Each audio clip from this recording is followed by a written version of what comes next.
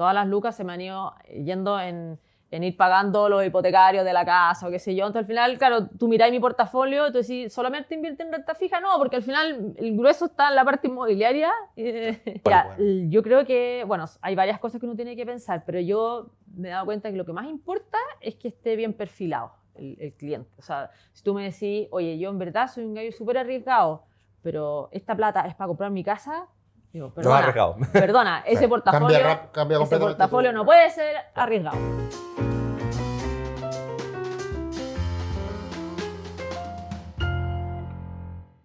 Hola, ¿cómo están? Bienvenidos a un nuevo capítulo de nuestro podcast Mente de Inversionista, en donde queremos compartir experiencias de personas que trabajan en la industria y también clientes, personas que toman decisiones de inversión en el día a día. En esta oportunidad, como siempre, con Fernando Sleve, gerente de inversiones de Patrimor, y tenemos una gran invitada que es María Luz Muñoz, que es gerente de estrategia de la corredora de bolsa de Nevasa. Bienvenida a nuestro podcast, muy contento de tenerte acá para que hablemos de inversiones. Feliz. Bien, partamos por el inicio. ¿Ya? Tu historia, ¿cómo nace este interés por el mundo de las inversiones de la finanza? Mira, la verdad es que partió de que yo era bien chica en realidad, porque mi papá toda la vida trabajó en finanzas, en lo que después se transformó en el Banco Edwards. Y después él fue socio de Raimundo Serrano en su época. Y yo lo veía llegar todos los días a la casa afónico, porque gritaban en la rueda en ese entonces. Estaba el señor con la tiza. Y me acuerdo que nosotros decíamos, ya, veamos a ver si está el papá en la televisión. Y poníamos el canal, creo que era el 5, el de Valparaíso. Ya me acuerdo que ahí estaba el Cote Evans, ¿puede ser? No sé, pero era súper fome el programa, porque en verdad era el señor con la tiza y el resto gritando. Era muy... Pero podía existir la posibilidad de encontrarlo en pantalla. Una de esas, pues, en una de esas. Yo creo que no lo vi nunca, pero no importa. Pero sí llegaba afónico. Y mi papá era un gran cantante, entonces le gustaba mucho cantar y muchas veces fregaba, no podía tocar su guitarra y ponerse a cantar porque estaba muy afónico. Entonces yo de chica tengo esos recuerdos y la verdad es que yo siento que él siempre ha trabajado como en su hobby, digo yo.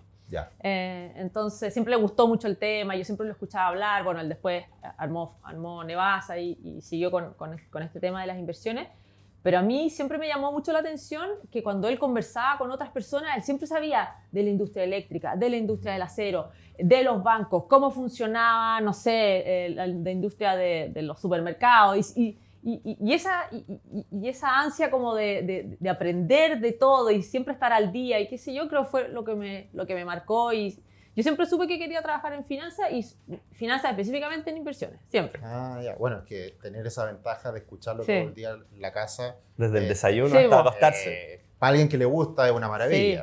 Y aprender. Eso yo creo que es bien transversal en todos los que trabajamos en el mundo de las inversiones, de que uno siempre tiene un dato rosa, un dato interesante de cosas que pasan en el mundo real, pero que uno lo conecta con las inversiones. Sí, no, es muy interesante. A mí la verdad siempre he sido bien inquieta de cabeza, entonces siempre me gusta aprender. Y yo siento que en este trabajo es una necesidad. Sí, absolutamente. Bueno, estudiaste ingeniería comercial y me imagino primera pega, inversiones.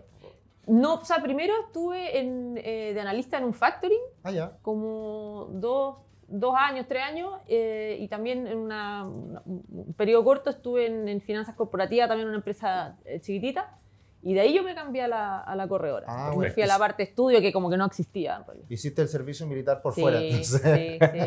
Sí. Bien militar, porque era como el vaciado de los balances, de los estados de resultados, los balances de 8 columnas. No había nada auditado. Imagínate el factoring hace 20 años atrás.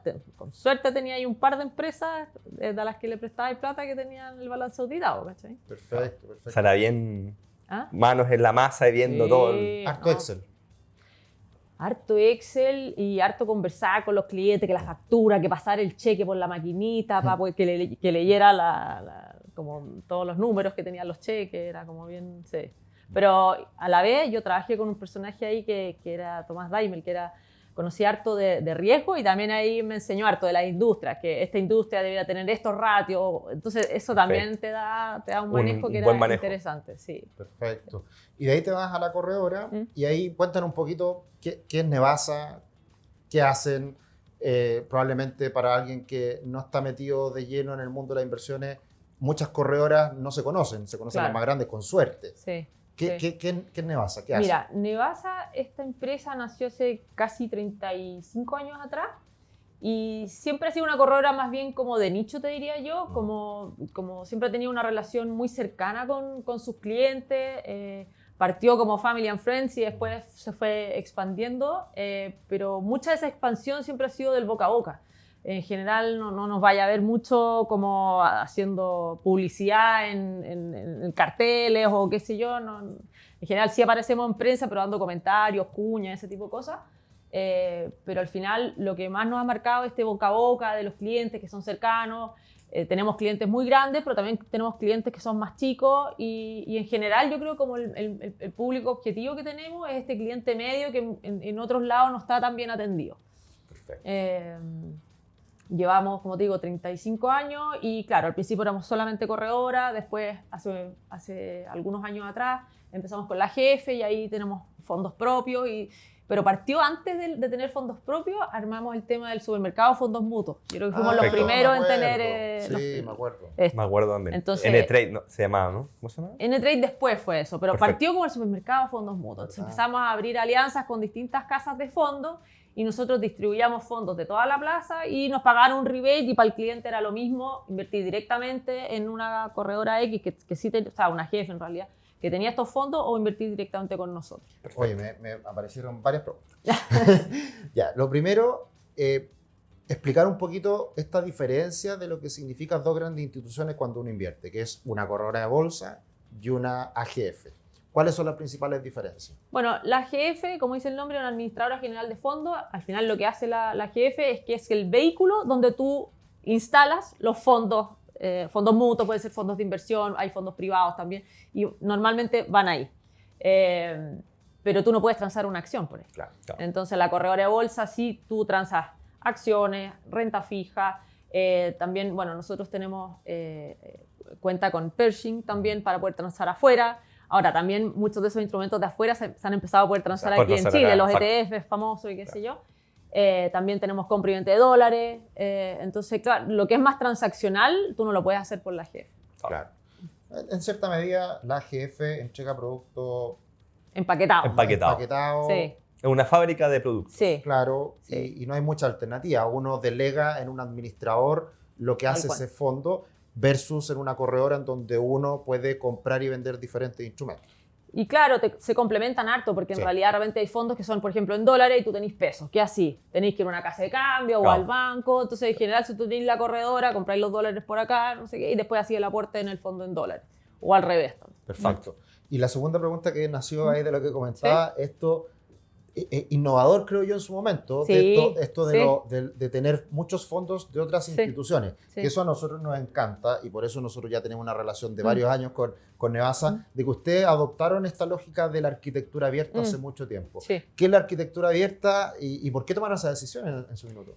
Porque, bueno, eso fue de verdad que fue hace hartos años, pero la verdad es que sabíamos que no teníamos la capacidad para llegar y armar esta cantidad de fondos con este nivel de estrategia, porque al final tú mirás los fondos mutuos, tenéis de un money market hasta estructurados, alternativos, de todo tipo. Entonces, la verdad es que para eso necesitas tener un verdadero ejército de analistas, de operadores y qué sé yo. Y la verdad es que además, por el lado de con los que firmábamos los acuerdos, ellos felices de tener una fuerza de ventas adicional. O sea, para ellos, ¿me entendí? Entonces, como es gratis el trabajo. Pero... Yo siento que al final era como un win-win. Win-win, absoluto. En donde ellos o le pagan a su fuerza de venta o le pagan a estos distribuidores y nosotros, por otro lado, no tenemos que tener todo este costo de los analistas, de los portfolio managers, etcétera. Pero sí le podemos ofrecer una alternativa distinta a los clientes y armarle bien los portafolios. Al final, con una corredora de bolsa que sin tener fondos, la verdad es que hay como de manos bien atadas. Antiguamente solamente era compra y venta de acciones, bonos y bueno, moneda. Pero después ya el cliente se hizo más sofisticado. Entonces necesitaba otro tipo de producto y si no te hay que quedar fuera también. Sí. Pero lo interesante es que, como tú bien dices, es hace muchos años atrás. Hoy día es más común el tema de la arquitectura abierta. Ya varios lo están haciendo, incluso algunos bancos, lo cual es maravilloso. Pero igual fue algo de cierta manera bien disruptivo, bien arriesgado. Bueno, y nosotros fuimos los segundos en Chile en tener acuerdo con Pershing. Yo no tenía idea de eso. Sí, mira, estrellitas. Sí. Estrellitas. Sí. Bien, entonces está esta historia tuya personal, viviendo todo el tiempo en este mundo de las finanzas e inversiones, después pasando a la corredora. Y hoy en día, en tu pega del día a día, ¿qué es lo que haces tú? ¿Cómo se construye tu jornada laboral, digamos? Bueno, yo siempre parto leyendo, como te decía, diarios de distintos tipos. Bueno, escucho también podcasts en la mañana para llegar un poco informada. Y de ahí yo tengo que ver varias cosas, pero yo no veo directamente la cartera propia, pero sí superviso que esté bien hecha la estrategia, que si dijimos que bajaran duración, efectivamente la bajen, o si más UF o peso, lo que sea. Y después, por otro lado, por ejemplo, ahora estaba preparando un comité de inversiones, porque en el fondo yo cada 3 meses hago un comité donde yo resumo un poco qué nos gusta, qué no nos gusta en el mercado, en renta fija, renta variable, como más macro, o sea, en el fondo un poco cómo queremos que el cliente se pare en su portafolio y diga, ya, más o menos, de acuerdo a mi perfil, más o menos tengo que hacer esto. Entonces, claro, justo en eso estoy ahora, por ejemplo. Definiciones generales con las cuales uno guía finalmente a un cliente para que tome ciertas decisiones, claro, en base a lo que uno mira. Claro, y eso se va al área comercial, digamos, y después cada uno de los banqueros pueden mostrar un poco esta visión que tenemos y en base a eso recomendar, oye, en realidad, para el escenario que están viendo desde la parte de estrategia, estos fondos se adecuan más. Bueno, yo también ayudo a la selección de los fondos y todo eso. Perfecto. Oye, en estas conversaciones de lo financiero o de cualquier área, un médico, lo que sea, uno habla siempre en chino mandarín para mucha gente. Sí, es verdad. Entonces yo voy siempre tratando de quedarme con ciertos conceptos. Hablaste de la cartera propia. Sí. ¿Qué es lo que significa la cartera propia para una corredora? La cartera propia, una corredora la puede tener como no es requisito ni mucho menos, pero al final es plata propia de la corredora que la deciden invertir de determinada forma. Es como el portafolio propio de la corredora. Perfecto. ¿Y eso impacta obviamente en resultados? Por supuesto. ¿Se juegan ahí, digamos, lucas importantes de lo que hace la corredora? Tiene sus pros y sus contras, la verdad. Como que yo siento que te desvía un poco también de la atención que debiera tener el negocio mismo de la corredora, que finalmente es tener clientes, atenderlos bien y todo. Entonces, hay que tener ojo con eso. Probablemente lo que yo he aprendido con el tiempo es que la cartera propia debiera ser algo que uno maneje con un nivel de riesgo bastante acotado y que, por ejemplo, ahora en este escenario donde estáis esperando que las tasas bajen, te va a dar buenos réditos, pero enfócate en una estrategia más o menos tranquila para que podáis dormir bien en la noche. Sí, de hecho los bancos de inversión grandes, JP Morgan... Muchos no las tienen. Claro, o de repente cuando ocurre cuando se entregan los resultados, a veces puede mover la aguja de manera importante y desvía lo que es el negocio. Lo que es la realidad del negocio. Claro, mucho. Claro. O sea, en este entorno actual yo creo que desvía mucho. Pero es que también en el entorno malo, porque en un entorno malo a la cartera propia le va mal y no sé, pues los ejecutivos, los banqueros están haciendo bien su pega, le ha ido el después y le matáis el bono. Claro. O al revés, cuando le está yendo muy bien a la cartera propia, los ejecutivos, o por decirle a los ejecutivos, puede ser otras áreas. Puede ser otras áreas, claro. Echados para atrás porque la verdad es que la cartera propia está haciéndole la pega, ¿entendiste? Al final tiene sus bemoles. ¿Cachai? Sí, mira, interesante. Oye, y pasando a mercado, que está súper interesante y tú tenés tu visión hoy en día, este podcast no está saliendo en el momento actual, digamos, se grabó con anticipación, pero en términos generales, pensando en el 2024, nosotros hemos hablado harto de renta fija y creemos que ahí hay harto valor. ¿Qué están viendo ustedes? ¿Qué les gusta? ¿Cómo miran este 2024? Mira, en general, la verdad es que yo sigo súper positiva con el tema de renta fija. Yo pienso que este escenario en donde, bueno, el Banco Central chileno ya empezó a bajar las tasas, todavía estamos con tasas altas, en torno al 9, o sea, la verdad es que queda harto por recortar. Y afuera, sobre todo Estados Unidos, al parecer ya habríamos llegado a un techo. Ya puede ser que haya alguna posibilidad de que suban 25 puntos más, pero no es mucho más. Y la verdad es que eso abre un escenario de ganancias de capital en la renta fija que es muy interesante. Ahí tenéis portafolios que con muy poco riesgo, duración... Tengo en la cabeza un portafolio afuera de duración 2 años, que es relativamente corto, podéis sacar yield en torno a un 6%. Eso tú no lo veías en el mercado afuera hace años. No, si estamos todos felices porque hace 5 años atrás el contexto era completamente diferente, no había tasas en nada. Claro, Sí. y lo mismo acá, también tenéis súper buenas tasas para duraciones relativamente cortas. De hecho, bueno, las duraciones cortas ha sido de hecho donde mejor han dado porque como tuviste alza de tasa este año, por ejemplo, el fondo E está rentado negativo. Sí. Sí. Pero ahora el fondo E debería Subió empezar un a... 8 en 2 semanas, entendí. 8%. O sea, parece rentable. ¿Cachai? Entonces, a mí me da la sensación que yo tengo y tiene sus fundamentos es que primero la renta fija va a dar y después ya bajando las tasas te ayuda a las acciones, que finalmente las acciones también son flujos futuros. Sí. Claro. Con tasas bajas tienen otra valorización. Obvio. Sí, y en el mercado, bueno, renta fija nos gusta y estamos todos de acuerdo, un momento único, aprovecharlo, etc. ¿Y renta variable chilena, cómo lo están viendo? A ver si coincidimos. A ver si coincidimos. No soy tan especialista en esto, pero la renta variable local está interesante en términos de valorización, pero me faltan gatillantes. Eso es lo que me pasa con la renta variable local. Entonces, tienes el tema de los commodities, que está bien sucio por SOC y que además pesa mucho en el IPSA. CAP también complicado con los chinos, que falta demanda. Entonces ya, consumo básico podría ser, a lo mejor alguna embotelladora por ahí que también... ya, pero Cencosud como que ya corrió. Claro. Y el resto del retail lo tenéis más complicado con estas tasas de consumo que han ido decreciendo. Y con una industria que se ha quedado un poquito atrás y que no ha hecho los cambios y le ha costado crecer. Sí, bueno, y no sé, Falabella en particular, que se ha enredado un poco también en temas en este proceso de desarrollo se enredó en el camino. Sí, se enredó harto. Y bueno, Cencosud ahora también como me llama la atención tanto cambio que han tenido y que venían tan bien, digamos. Entonces de ahí te quedan los bancos, que bueno, los bancos en esta situación donde puede aumentar la morosidad o qué sé yo, se pueden complicar un poco. ¿Qué más queda? Utilities normales, De repente, eléctrica. Utilities, claro. Utilities, que podría ser, bueno, han corrido igual su poco con las lluvias Harta que tuvimos. lluvia. Y te podría quedar, bueno, el sector como más inmobiliario, o sea, más... Constructora inmobiliaria. Constructora inmobiliaria está súper complejo. Podrían ser los malls, Sencoshop o Parauco. Parque Arauco, Mall Plaza. Esa industria con menores tasas podría andar bien.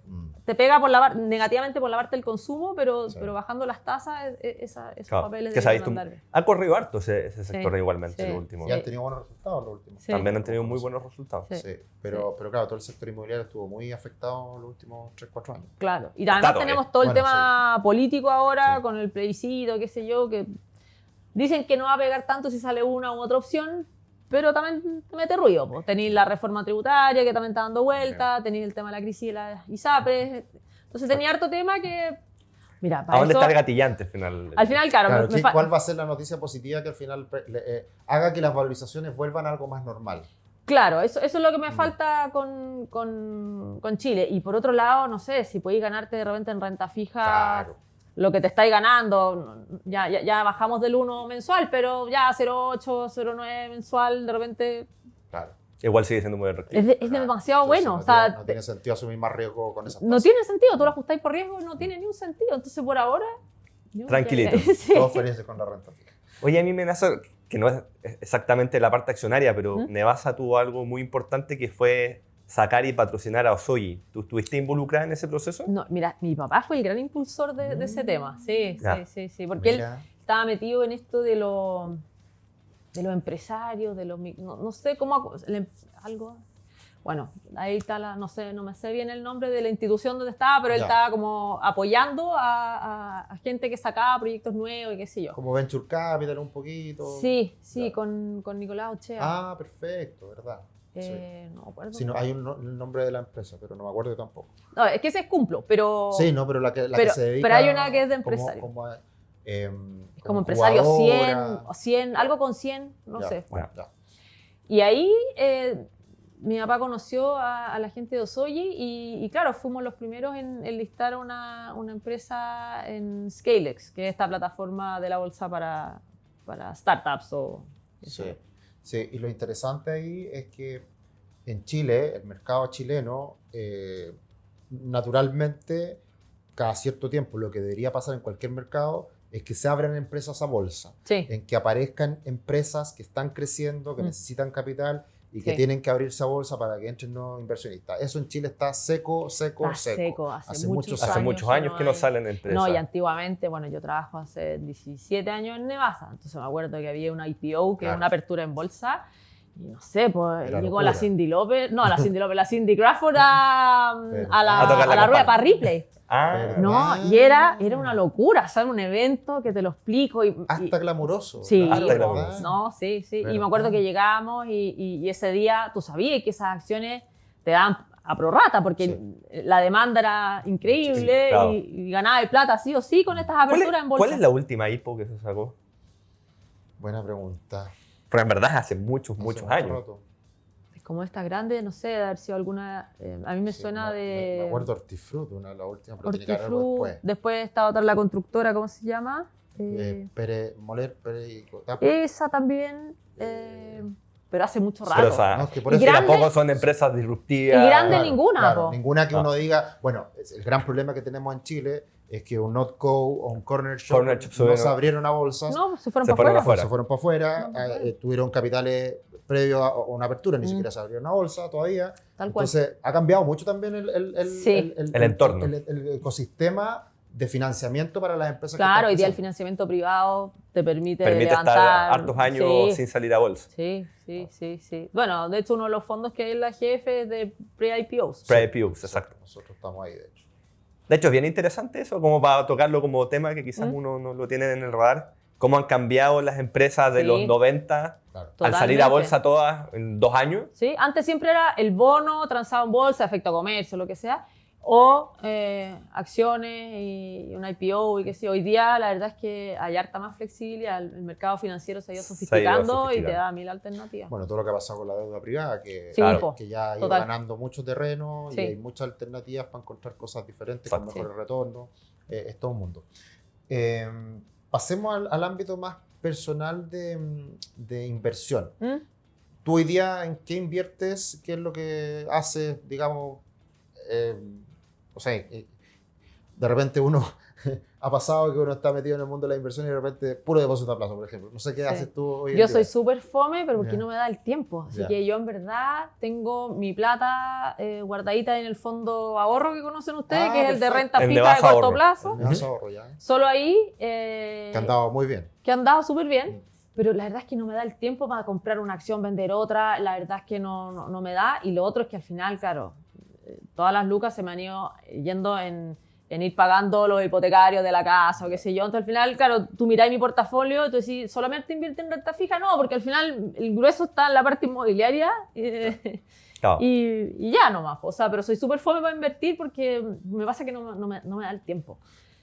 Oye, y tocaste un buen tema. Fome para invertir, pero si lo llevamos a perfil de riesgo, ¿te consideras conservadora, moderada, arriesgada? ¿Hay tomado alguna inversión arriesgada a lo largo de tu vida? Sí, la verdad es que uno aprende a palo. El proceso. Uno aprende a palo, sí. Y la verdad es que cuando, claro, yo estaba en la corredora hace hartos años atrás, de repente hacíamos forward. Ah, Y me acuerdo de una época en que, no sé si te acordáis, que el dólar llegó como a 4.30 perfecto, Ujú. perfecto. y todo el mundo decía, no, imposible, imposible. Y me acuerdo que con $200.000 no fue mucho Ya. y la cuestión caía. Es Y que yo de no, hecho, que estaba larga, yo me acuerdo ¿cachai? perfecto. Esto fue con el boom del cobre, Sí. tiene que haber sido antes de la crisis subprime, Sí, más o menos. sí. Y todo el mundo hablaba de que los 500 pesos eran el piso. Y llegó a caer a 4.30. Me acuerdo perfecto porque esa etapa la viví muy de cerca. Ya, ¿y tú viviste ese Sí, claro, y en proceso? carne propia, así, Ya. onda, olvídate, y con un monto que no era una locura, no era que iba a ser $1.000.000, porque Ya. típico de los forward la Sí. gente juega muy fuerte. a Claro, veces. porque está ahí. Oye, con $200.000, olvídate la cantidad de plata que Igual es perdí. mucha plata. Porque No, finalmente para apalancado. mí era o sea, una millonada. Y nunca más. Nunca más hice un Ah. forward. Dije, ¿sabéis qué? Esta cuestión, para eso voy al casino. Fue una yaya, entonces fue una herida. No, fue una Dura, herida de guerra. dura. No, fue de guerra porque la verdad es que nunca más, o sea, respeto a la gente que lo hace, pero la verdad es que yo miro y en el largo plazo, yo no conozco a nadie que se haya hecho sus lucas apostando en forward. Voy a hacer una pausa con el tema del forward. porque Se va a es explicarlo. un concepto Otro súper concepto. importante. Estamos hablando de nuevo chino mandarín. Sí. El forward es un contrato derivado y el forward, naturalmente, cuando uno habla en Chile, se está refiriendo al dólar. Entonces uno hace un contrato forward que es a plazo y en ese proceso uno apuesta a que el dólar suba o caiga. También uno puede hacer forward de venta, puede hacer para arriba o para abajo. Exacto. Entonces, la característica principal que tiene un forward es que uno se apalanca. Es decir, uno no tiene que poner los $200.000, uno pone una parte de esos $200.000. 20.000, normalmente es por 10. Te piden garantía. Garantía, claro. Ni siquiera es que pongan la plata. Claro. Tú con que tengas una cierta cantidad en custodia. Claro, que Ya puede ser en otro instrumento que garantizan la operación. Entonces, en ese entorno, con los movimientos del dólar, que pueden ser 10 pesos, 20 pesos, 30 pesos, puede ser mucha plata la que uno puede ganar o puede perder. Y por eso, como tú bien decías, que poca gente uno ve que en el largo plazo le vaya bien, porque asume mucho riesgo y generalmente, y este es un sesgo de finanzas, de comportamiento que uno tiene, que en general las pérdidas las deja correr por mucho tiempo y las ganancias las corta. toma rápidamente. Entonces, ahí, por eso naturalmente pasa que los éxitos son muy pocos.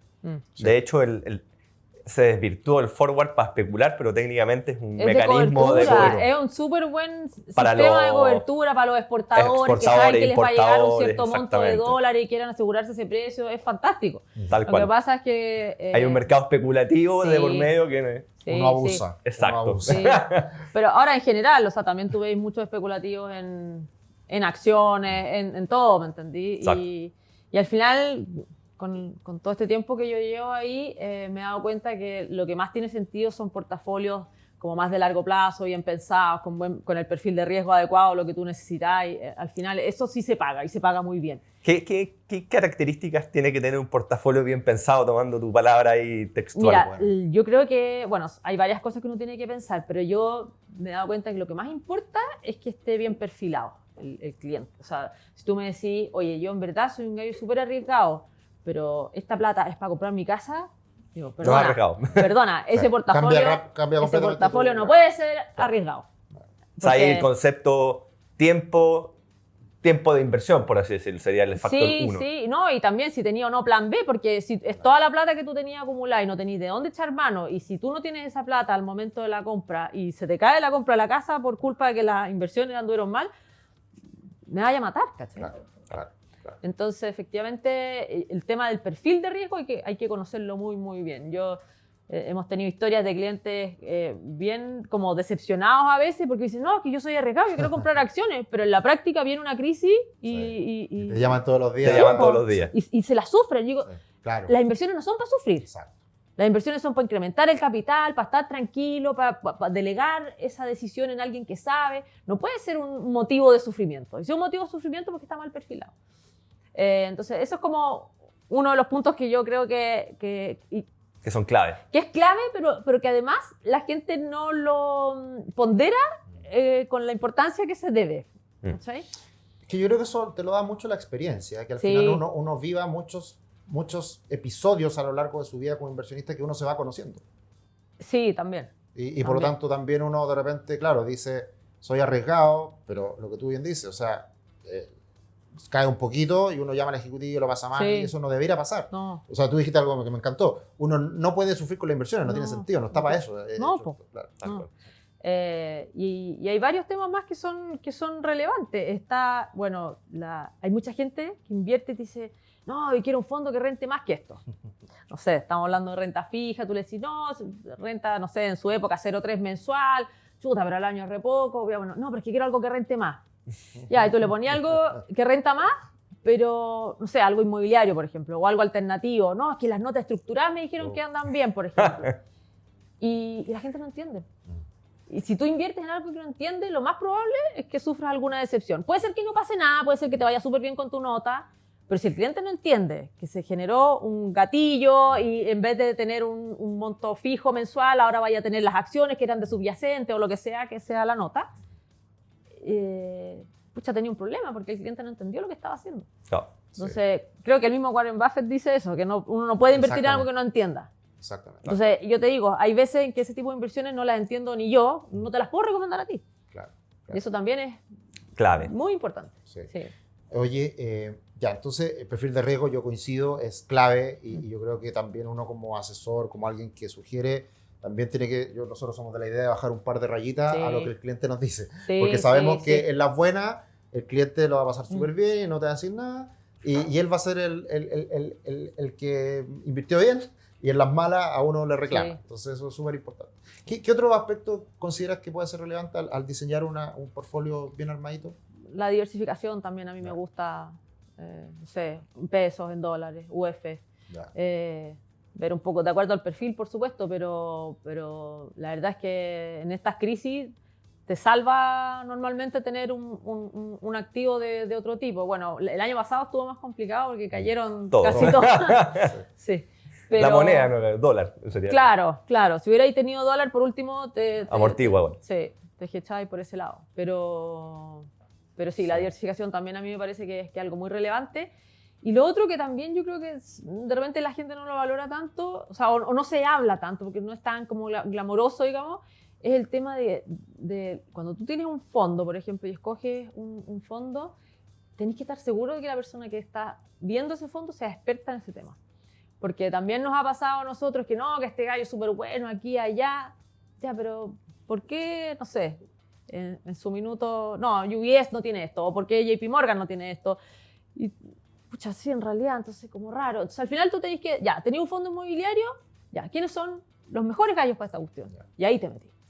Porque a veces hay algunos aparecidos, que pasa, no, si este gallo seco, mira, tiene un proyecto que rentó 50%, ya, pero es un proyecto, no le conocía el background para atrás, no tiene mucha reputación que perder. Entonces, también eso yo creo que uno tiene que tener en la vida buenos socios.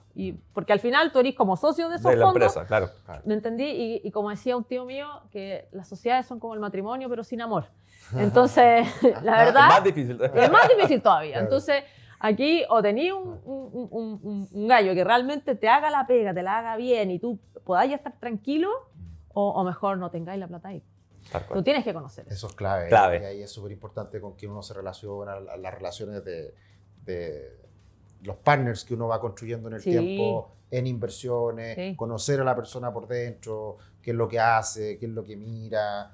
Cómo piensa. Cómo piensa, eso es súper importante, es verdad. No, y la experiencia que tengan en ese producto en particular, no sé, como hablamos recién, el fondo de ahorro que tenemos nosotros partió hace muchísimos años, antes tenía un poco más de crédito corporativo, después nos fuimos quedando como con crédito de mejor clase, la duración quedó anclada en 1, máximo 2 años, entonces como que nos fuimos especializando y subespecializando en este tipo de inversión, y la verdad es que ha tenido súper buen rendimiento, o sea, y podemos decir que, no sé, ya llevamos, ¿cuánto tendrá ese fondo? Casi 15 años al final, entre pito y flauta, con cambio de nombre, algunas cosas.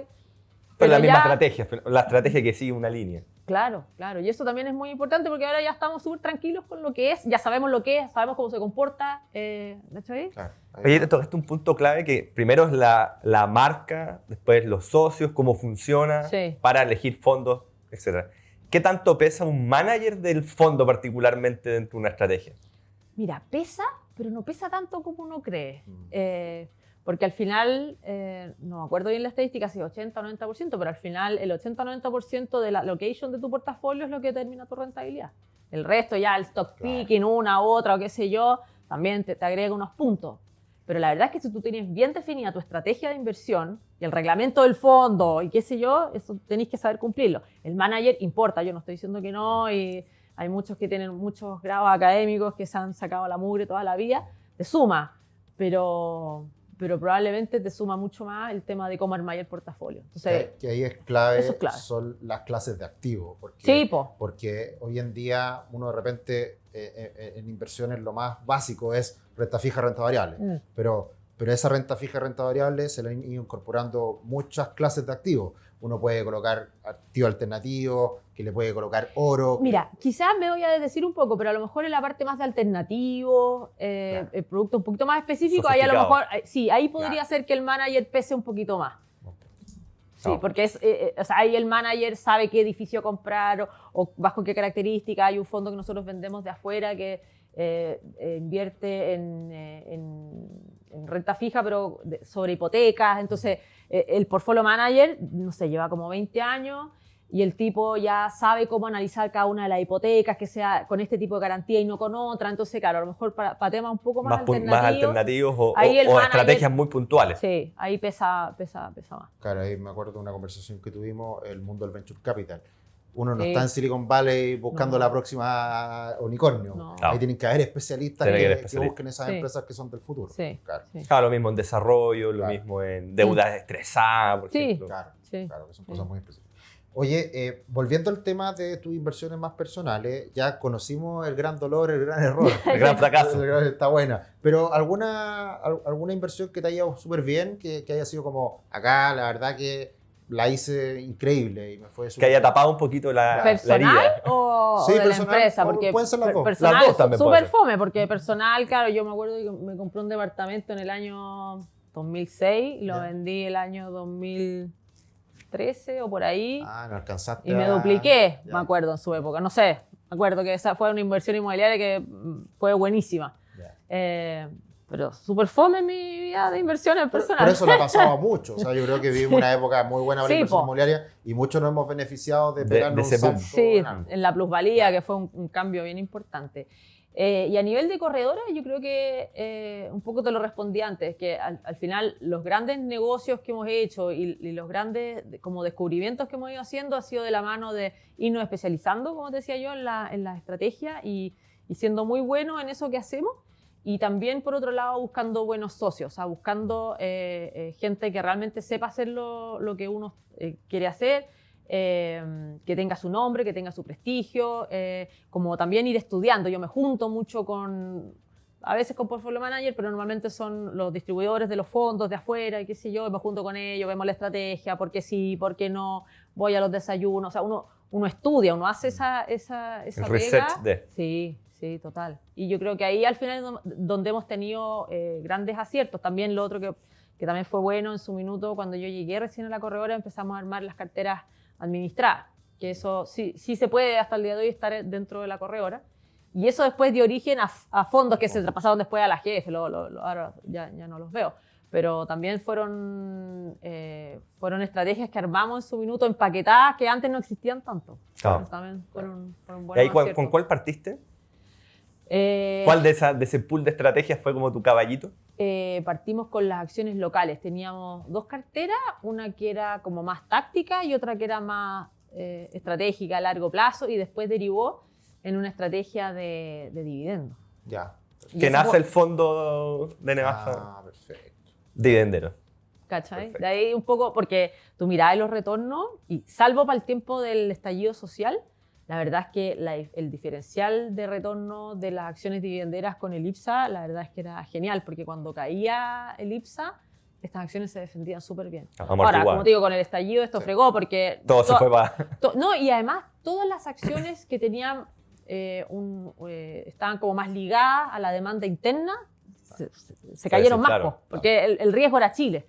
Entonces, todos los utilities, los bancos, todos esos sufrieron mucho. Sí. Oye, para ir finalizando, muy entretenido y se hace corto el tiempo. Siempre. Pero para cerrar, siempre preguntamos tips de inversión. ¿Cuáles podrían ser para ti algunos tips que sugerir, que alguien que está partiendo quizás, qué cosas considerar? Igual hablamos de varias cosas que probablemente quedan ahí, pero para concluir, para cerrar. Para cerrar, bueno, lo primero, tener claro el tema del perfil de riesgo. Para mí yo creo que eso es fundamental, y además saber perfectamente para qué quieres esa plata. Eso está un poco unido. Después, entender lo que estás haciendo, en qué estás metiendo tu plata, en cómo se va a comportar, si esto sube, si esto cae o qué sé yo. Y si no entiendes, mejor no inviertes. La verdad es que yo creo que ahí no... ¿Para qué? ¿Qué otro tip te podría dar? ¿Sabéis qué? La gente en general, me pasa harto que hay personas que te pasan la plata y se desaparecen. Y después, 2 años después, dicen, ¿pero cómo? O al revés. ¿Qué pasó? Y la gente, la verdad es que algunos dicen, no, yo no entiendo nada, así que hasta aquí no más quedo. No, si tú inviertes, tú tienes que estar mirando. Tienes que estar mirando. Porque cuando quedan las embarradas, no queda la embarrada en un día. Queda la embarrada en un par de meses o qué sé yo. De repente el ejecutivo te trata de contactar, no te encuentra. Entonces, la verdad es que es tu plata, tenés que estar encima. Yo creo que eso es bien importante. Mira, bueno, yo creo que el último tip es el más valioso. O sea, no estoy diciendo el otro es más malo, pero es muy valioso porque es la realidad Es que me pasa mucho. para nosotros nos pasa mucho, que nos contratan y es como, por algo te estoy contratando. Sí. Y es al revés. Oye, nosotros somos una ayuda, Sí. estamos a tu lado, por supuesto, pero es tu vida, Claro. tu patrimonio. No, claro, y si empezáis a estar incómodo con, Claro. con esa volatilidad, entonces, bueno, no era para ti, ¿cachai? Entonces, Ajustemos. Tiene que Ajustemos. existir esa factibilidad de Sí. comunicarse constantemente. claro, de repente te cambió una situación. Oye, hay señoras que de repente se enferman, que ya tienen que empezar a hacer retiros. No sé, distintas cosas que pasan, pero te las tienen que ir comunicando. Uno no puede adivinar. Exacto. Exacto. Y piensa tú que, bueno, yo no soy banquera como tal, pero los banqueros tienen un pool de clientes que son varios, entonces tampoco les va a Tampoco dar... uno un junior para estar llamando todos los días. Sí, o sea, ¿cachai? tiene que haber una sinergia Compromiso. en la relación al final. Sí, tiene que haber un compromiso de parte del cliente también de hacerse cargo de lo que está haciendo. Sí, totalmente. Sí, yo coincido contigo, porque claro, la diversificación uno lo lee y lo escucha como algo típico, el perfil de riesgo también. Pero claro, este tipo de cosas es un tip muy valioso porque muchas veces yo diría que, y ahí estamos todos de acuerdo, en que el cliente delega y un mensaje recurrente, un comentario recurrente es, no, pues ustedes saben. No, tú tienes que empezar a aprender, tú tienes que hacerte cargo y esto no es de un día para otro que la plata va a estar por un par de meses. La idea es que tú vayas construyendo patrimonio, te hagas cargo de tu inversión y vayas creciendo en conocimiento también en el tiempo. Entonces, por eso es una relación de ambos, de los dos. No, y que un pregunten compromiso. Sí, también, porque muchas veces dicen, ya, yo no entiendo nada, no importa, ya.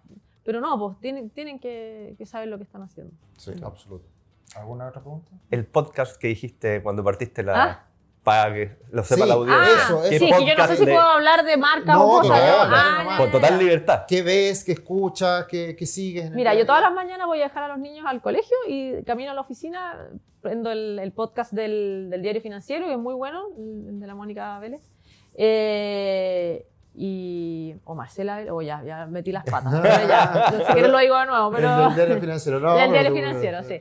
Es el que escucho siempre. ¿Y qué otras cosas veo? Bueno, yo tengo el Bloomberg todo el tiempo, entonces también, pero el Diario Financiero, también de repente me meto a la edición impresa del Mercurio, qué sé yo, también me sirve, La Tercera.